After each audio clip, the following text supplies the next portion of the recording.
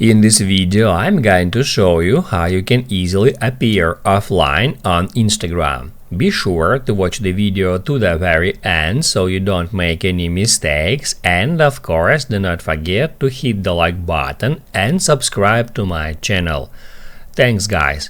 So let's get started, and first off, open up Instagram app, and then go to your profile, hit at three lines icon, then select Settings, Privacy, and on that page you can easily find Activity Status. Just get into it. When that option turns on, that allow accounts you follow and anyone you message to see when you were last active or are currently active on Instagram apps.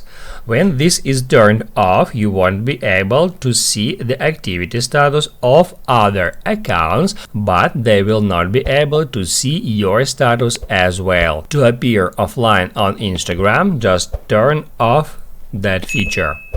Now you can write down in the comments below if you have any questions about the tutorial, hit the like button if you liked that video, and see you in the next one.